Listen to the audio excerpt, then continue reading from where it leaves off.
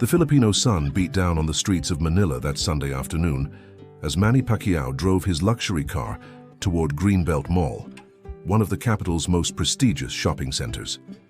Wearing sunglasses and a cap to reduce his chances of being recognized, the world boxing champion and senator of the Republic of the Philippines sought a moment of normalcy away from the flashes and excitement that his presence normally caused. Even after years of international fame, Manny still carried with him vivid memories of General Santos City, where he had grown up in extreme poverty before his meteoric rise in the boxing world. Upon entering the air-conditioned mall, he felt immediate relief from the fresh air against his skin, observing families walking carelessly, gleaming storefronts, and the constant buzz that filled the environment. His intention was simple: to buy a gift for his wife Jinky, whose birthday was approaching, and perhaps enjoy a peaceful meal at the Japanese restaurant on the top floor, his favorite since moving to Manila. The mall security guard recognized him immediately, but with a discreet gesture, Manny asked for discretion, wanting to be just another ordinary citizen that Sunday. As he walked through the wide corridors of the second floor, he felt a sudden need to use the restroom, diverting his path toward the sign indicating the sanitary facilities. The hallway leading to the bathrooms was narrower and less illuminated than the rest of the mall, creating an obvious contrast to the luxury flaunted in the stores. Manny noticed that despite the impeccable marble floor, there was a slight odor of cleaning products in the air, indicating that maintenance had been done recently. As he approached the men's bathroom door, Manny almost collided with a man who was coming out pushing a cleaning cart. The employee, wearing a faded blue uniform from the Manila Cleaning Services Company, kept his head down, focused on his work. But when he raised his eyes to apologize for the near collision, both froze for a moment. There was something familiar about that prematurely aged face, the calloused hands that held the cart of cleaning products, and especially the eyes, which, even marked by expression lines, still carried the same determined gleam that Manny had known decades ago. It was as if time had instantly gone backward, taking Manny back to the dusty alleys of General Santos City, where he fought not for belts or millions of dollars, but for his own survival. The man before him was Ernesto "Ernie" Maliwanag, his training partner from the early years in boxing, the one who woke up at 4 in the morning to run by his side, who held the punching bag for hours without complaining, who shared the few weights they had to improvise a weight training session. Ernie, who had once dreamed as high as he did, was now cleaning bathrooms in a luxury mall, wearing a faded badge and carrying cleaning products instead of boxing gloves. The recognition was mutual, instantaneous, like lightning cutting through the sky on a dark night. Ernesto tried to look away, moving his cart to the side in a gesture that mixed shame and surprise, while his fingers tightly gripped the metal handle of the cleaning equipment. The years had not been kind to Ernesto. His body, once athletic and vigorous, now presented a subtle curvature in the back, the result of long hours in heavy work, and his face carried deep marks of concern that not even his shy smile could disguise. Manny felt his heart race as it did in the seconds before climbing into the ring. But this time it wasn't adrenaline for a fight. It was a complex mixture of emotions: joy for the reunion, sadness for his friend's current situation, and a pang of guilt he couldn't fully explain. Without thinking twice, without caring who might be watching them, Manny stepped forward and embraced Ernesto tightly, ignoring the strong smell of chemicals that permeated his friend's uniform, feeling only the warmth of one who had been a fundamental part of his initial journey. The few passers-by who were passing through the corridor at that moment began to notice the unusual scene. The legendary Manny Pacquiao, Filipino national hero, senator of the Republic, and global boxing icon, enthusiastically embracing a simple cleaning employee in the service corridor of a mall. Some pulled out their cell phones, others whispered among themselves, but Manny and Ernesto seemed to exist in a time bubble where nothing mattered beyond that unexpected reunion after almost 2 decades of separation. When they finally moved away from the embrace, Ernesto's eyes shone with contained tears.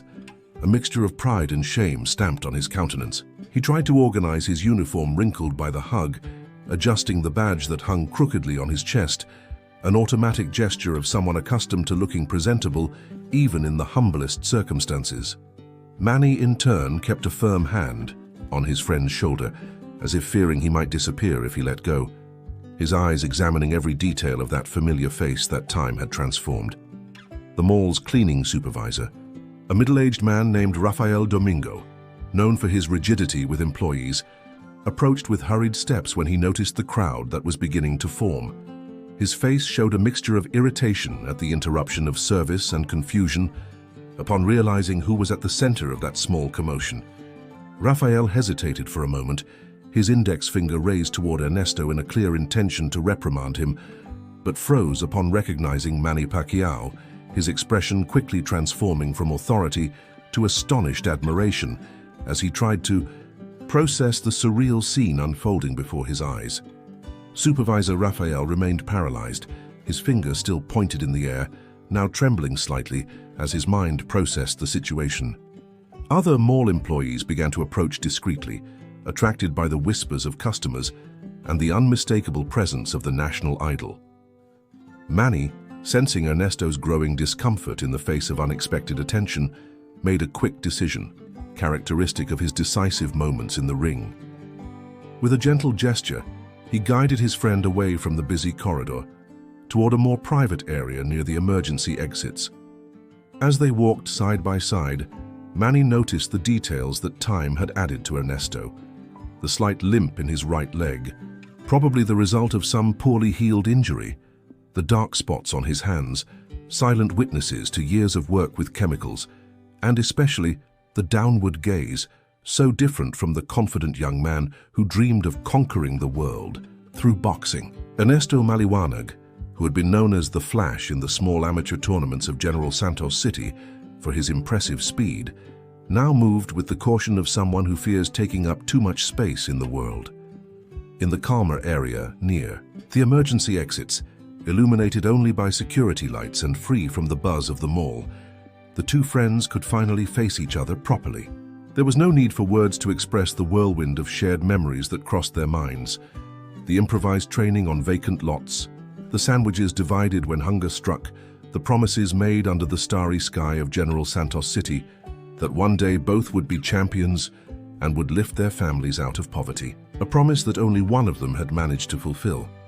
Ernesto tried to force a smile, his eyes reflecting a mixture of genuine pride in his friend's success and a deep resignation with his own destiny.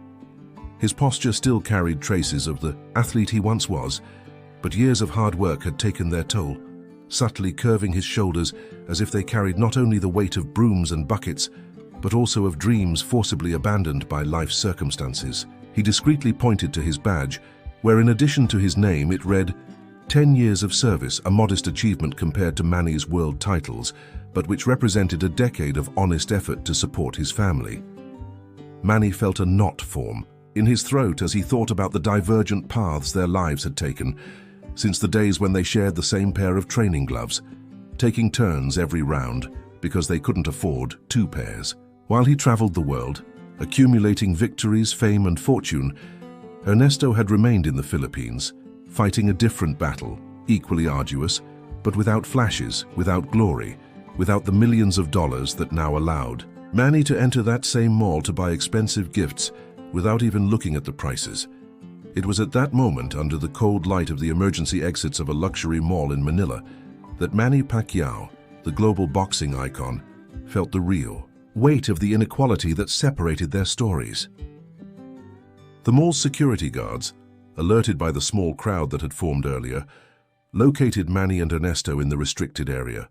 2 burly men, wearing impeccable black suits and earpieces, approached with severe expressions that instantly softened when they recognized the senator and boxing champion.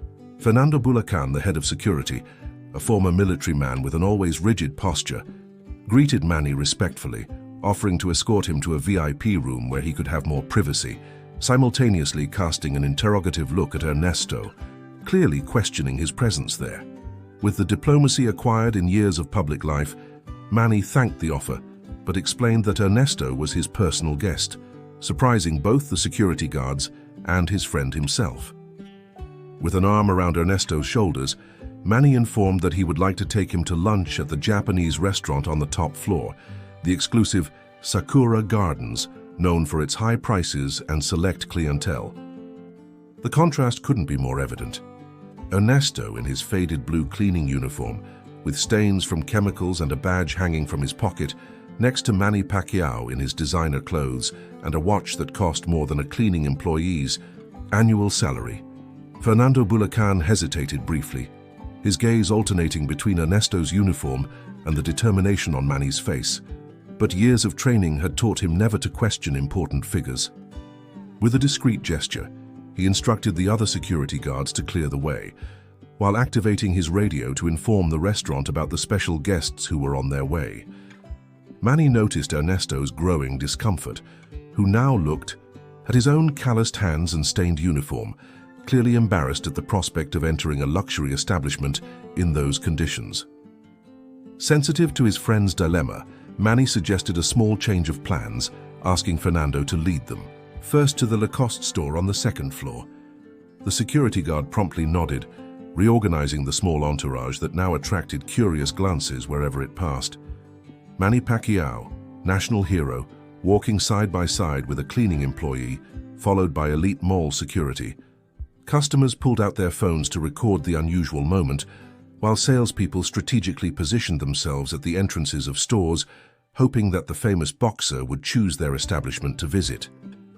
At the Lacoste store, manager Isabella Rodriguez received Manny with the deference reserved for the most illustrious customers, her professional smile faltering only for a second when she noticed Ernesto by his side. Before any embarrassment could set in, Manny explained that he would like to gift his friend with a new set of clothes, asking Isabella to set aside the best that the store had to offer. Ernesto's eyes widened in silent protest, but Manny was firm, guiding him toward the fitting rooms with a naturalness that left no room for refusals. Isabella, quickly recovering from the initial surprise, assumed her most professional posture, treating Ernesto with the same respect and attention she would dedicate to any VIP client, carefully measuring him and selecting pieces that would enhance his silhouette, despite the marks that hard work had left on his body. In the luxurious fitting room at Lacoste, Ernesto faced his reflection in the mirror with a mixture of disbelief and contained emotion. The man the mirror returned seemed like a stranger, wearing an emerald green polo shirt that enhanced the tanned tone of his Filipino skin, perfectly fitted khaki pants, and a navy blue blazer that disguised the years of heavy work on his shoulders. His hands, still rough and marked by work with chemicals, contrasted with the fine fabric of the clothes, reminding him of who he really was despite the external transformation. Outside the fitting room, Manny waited patiently, politely refusing requests for selfies from other customers who had discovered his presence in the store. When Ernesto finally came out of the fitting room, there was a moment of appreciative silence. The transformation was remarkable, not just because of the designer clothes that replaced the cleaning uniform, but mainly because of the subtle change in his posture. There was a glimpse of the old Ernesto in that man, an echo of the confident young man who dreamed of great achievements in the boxing world. Isabella, the store manager, couldn't contain a genuine smile, commenting that Mr. Maliwanag looked like a true successful businessman. Manny, in turn, observed his friend with a mixture of satisfaction and a pang of sadness, thinking about all the lost years, the parallel lives they had lived, separated by circumstances and opportunities. With the new clothes packaged and the cleaning uniform discreetly stored in an elegant Lacoste bag, Manny and Ernesto headed to the Japanese restaurant on the top floor, escorted by security guards who maintained a respectful distance. The path through the mall corridors transformed into a kind of unofficial triumphal procession. Customers and employees recognized Manny, some timidly waving, others more boldly asking for autographs or photographs. Ernesto, now in his new attire, received curious glances from those trying to identify him, probably assuming he was some important businessman or perhaps a politician walking alongside the famous boxer. At Sakura Gardens restaurant, with its minimalist Japanese decor and panoramic view of Manila, Maitre d'Antonio Villanueva received them with studied formality, leading them to the best table, strategically positioned by the window, but far enough away to ensure privacy. By coincidence or destiny, from that table it was possible to glimpse in the distance the district of Tondo, one of the poorest areas of Manila, where Ernesto would later reveal he lived with his family in a small two-room apartment. The contrast between the luxury of the restaurant and the reality visible through the window did not go unnoticed by either of the two friends, adding a layer of silent meaning to their reunion. As they savored exquisitely prepared sashimi and premium steak served in small ceramic cups, Ernesto finally began to relax, sharing fragments of his life over the past 2 decades. In a low voice and occasionally choked with emotion, he told about his marriage to Maricel, a nurse he had met after an injury that prematurely ended his boxing career. He spoke of his 3 children, Angelito, 17, who dreamed of becoming a doctor, Isabella, 15, passionate about literature, and the youngest Lorenzo, 10, who slept hugging newspaper clippings about Manny Pacquiao, dreaming of following in the idol's footsteps in boxing. Ernesto narrated the financial difficulties he faced to keep his children in school, the second job as a night security guard at a parking lot 3 times a week, and Maricel's health problems, who suffered from diabetes and needed expensive medications that consumed a large part of the family budget. As the meal progressed and the barriers imposed by time fell, Manny also opened up, sharing not the stories of glory that everyone knew through the media, but the doubts, fears, and pressures invisible to the public. He spoke about the loneliness he felt even surrounded by adoring crowds, the crushing responsibility of representing the hopes of an entire nation, and the moments of vulnerability he could never demonstrate publicly. In a particularly moving moment, Manny confessed that many times before important fights, he imagined how his life would have been if he had continued in General Santos City, living an anonymous but authentic existence without the complexities that fame and fortune brought with them. Ernesto listened attentively, his eyes reflecting genuine understanding, offering Manny something the champion rarely found: the opportunity to be just Emmanuel, the boy from General Santos City, without the burden of being Manny Pacquiao, the global icon. Between sips of Zach and shared memories, both recalled Renato Macareg, their first trainer, who had believed in them when no one else did. They remembered the improvised gym in the abandoned warehouse where they trained, the ring made with worn ropes tied to wooden posts, and the patched gloves that passed from hand to hand among the young aspiring boxers in the neighborhood. The conversation flowed so naturally that neither noticed Maitre d'Antonio approaching discreetly to inform them that the restaurant was already closed for lunch, having remained open exceptionally to accommodate them.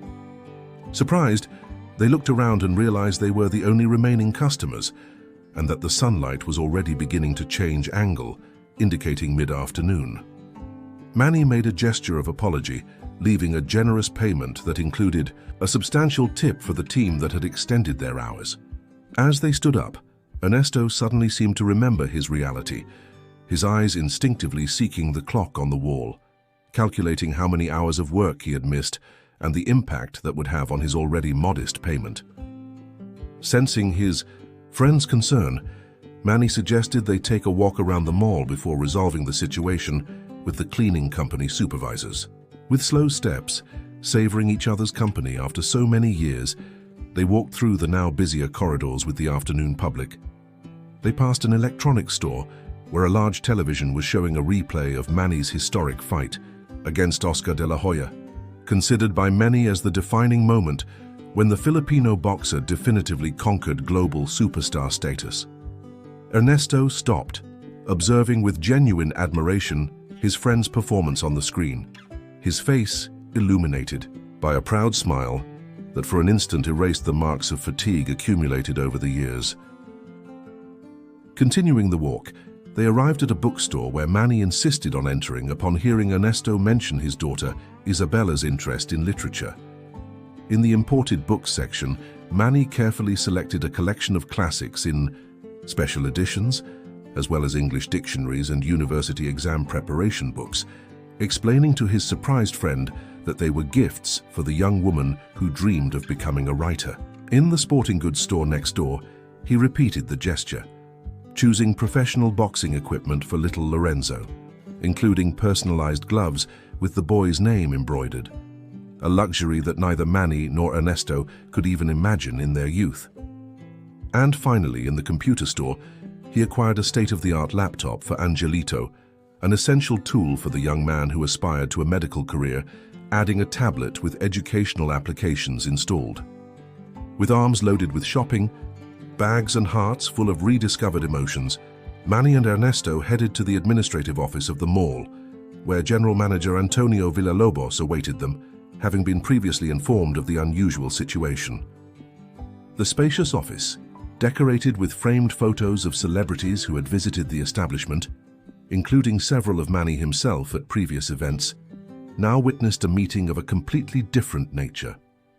Seated in a leather armchair was Rafael Domingo, Ernesto's supervisor, visibly uncomfortable, alternating his gaze between the floor and the documents he nervously held between his fingers. Manny conducted the conversation with the same strategic precision he demonstrated in the ring, explaining that he would like to regularize Ernesto's situation, ensuring that he would not suffer any penalty for his unexpected absence from work. In a tone that admitted no contestation, though maintaining his characteristic cordiality, the world champion proposed financially compensating the cleaning company for the day of work, in addition to making a generous donation to the Employee Benefits Fund. Rafael, initially rigid in his supervisor posture, gradually yielded to the combination of Manny's charisma and determination, especially when General Manager Antonio made a point of emphasizing the importance of maintaining good relations with influential personalities. With the immediate situation resolved, Manny surprised everyone by announcing that he would like to talk privately with Antonio about investment possibilities in the mall, politely requesting that Rafael withdraw. When only the three remained in the room, Manny, Ernesto, and the general manager, the true purpose of the meeting was revealed. Manny wanted to offer Ernesto an opportunity that would transform his life, but wanted to do it in a way that preserved his friend's dignity. With diplomatic skill, he proposed the creation of a new position in the mall, Community Programs Coordinator, responsible for organizing charitable events, social inclusion programs, and educational initiatives using the shopping center, spaces during times of less movement.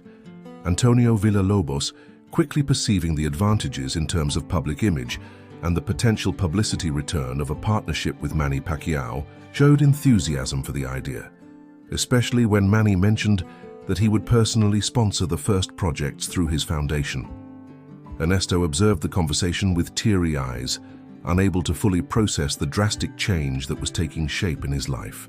The salary proposed for the new position was 5 times greater than his current combined income from both jobs, in addition to including a family health plan that would cover Maricel's treatments, his diabetic wife. When he finally managed to find his voice, Ernesto tried to express gratitude, but Manny gently interrupted him, explaining that it wasn't about charity, but recognition. With emotional sincerity rarely demonstrated in his public appearances, Manny confessed that he would never have reached where he did without the support and friendship of people like Ernesto in the formative years of his career. He related how he often thought about the friends who were left behind in General Santos City as his star rose globally, and how he felt that his success carried the responsibility of creating opportunities for those who had shared his first dreams. Before leaving the office, Manny made a point of exchanging personal contacts with Ernesto, insisting that their newly rediscovered friendship should not be interrupted again for decades. He made his friend promise to bring the family for dinner at his house the following Sunday, casually mentioning that it would be a good opportunity to meet Ernesto's children and perhaps offer some boxing tips to little Lorenzo. Antonio Villalobos, impressed with the genuine connection between the two men of now such distinct origins, ensured that everything would be prepared for Ernesto to begin his new functions the following week, even suggesting that his first project could be a boxing introduction program for underprivileged youth, using the mall's events plaza on Sunday mornings. The Filipino sun was beginning its descent on the horizon when Manny and Ernesto left the mall through the VIP entrance, where a luxurious SUV with a driver awaited the boxing champion. The contrast between the gleaming vehicle and the bus that Ernesto would normally take to return to the modest Tondo neighborhood was yet another reminder of the drastically different lives they had lived since their days in General Santos City. Without hesitation, Manny invited his friend for a ride, insisting that he would like to meet Ernesto's family personally, instead of waiting until the formal dinner the following week. Visibly moved by the gesture, Ernesto accepted, giving the driver the address of his small apartment in the heart of one of Manila's humblest neighborhoods.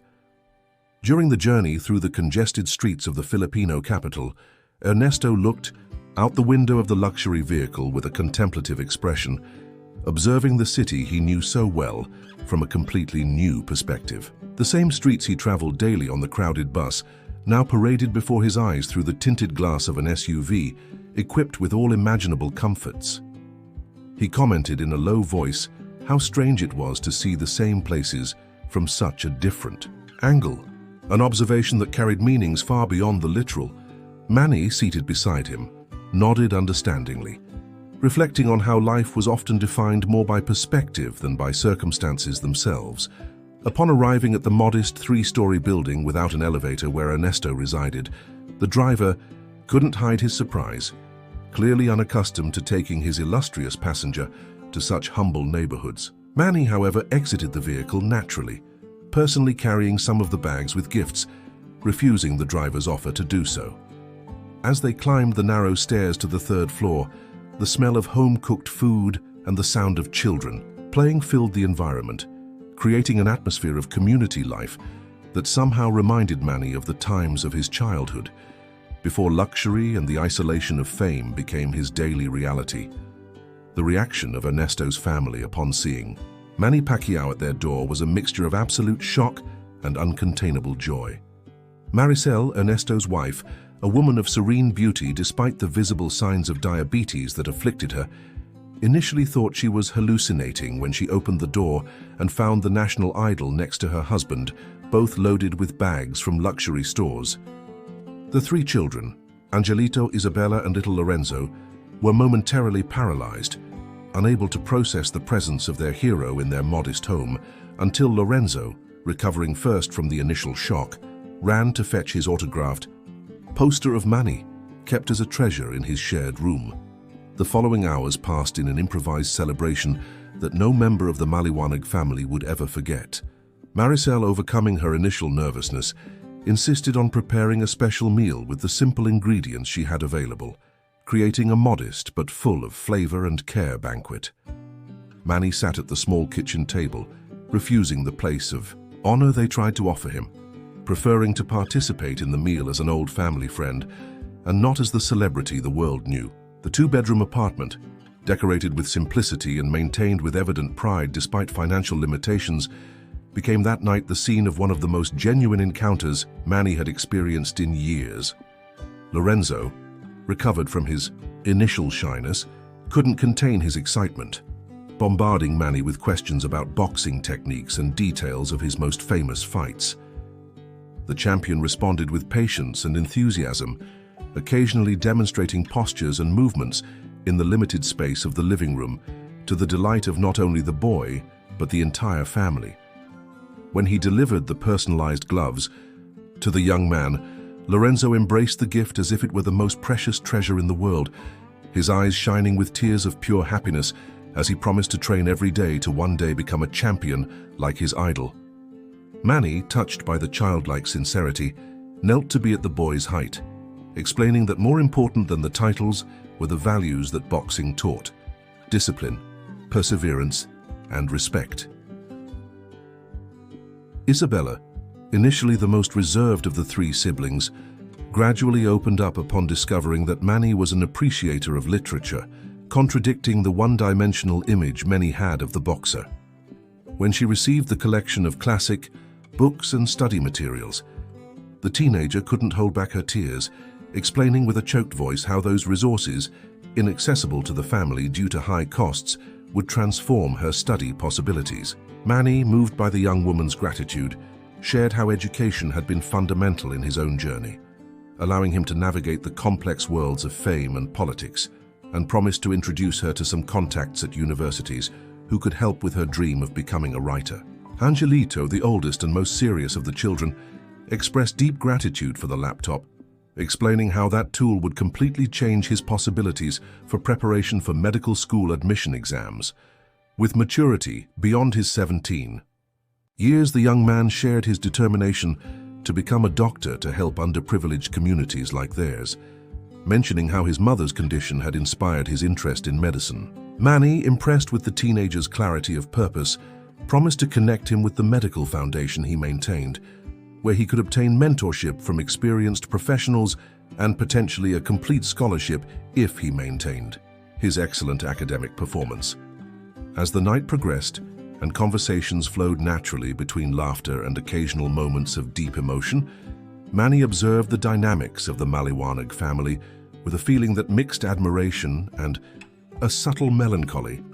There in that small apartment in Tondo, with extremely limited resources and facing daily challenges that most people in his current position could not even imagine, there existed a wealth of another kind, an authenticity in relationships, a genuine appreciation for small pleasures, a solidarity forged in shared difficulties.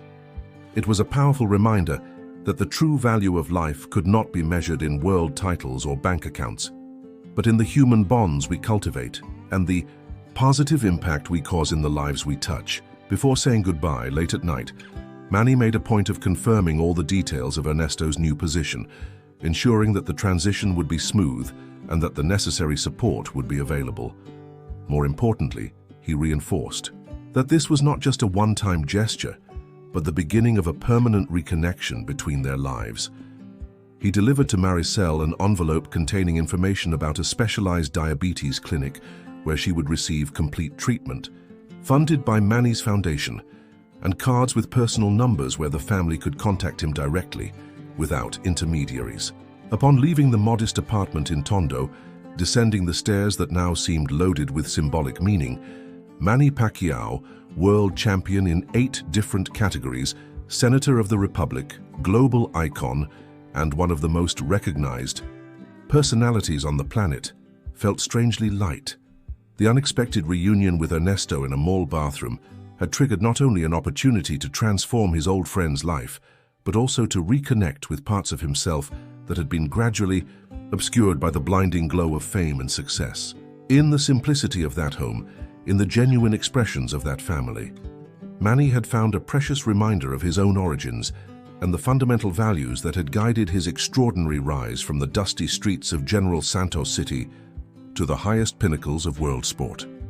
The next day, photos of the unusual encounter at the mall went viral on Filipino social networks, generating a wave of emotional comments about the humility and generosity of the national hero.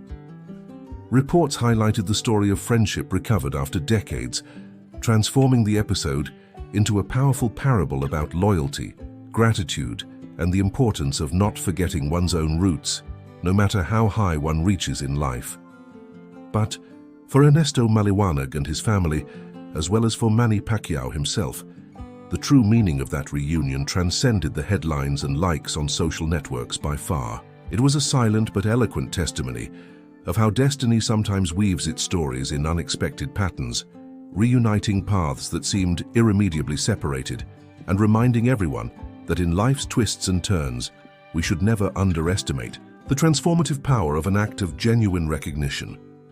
If you enjoyed this story, don't forget to leave your like and subscribe to our channel.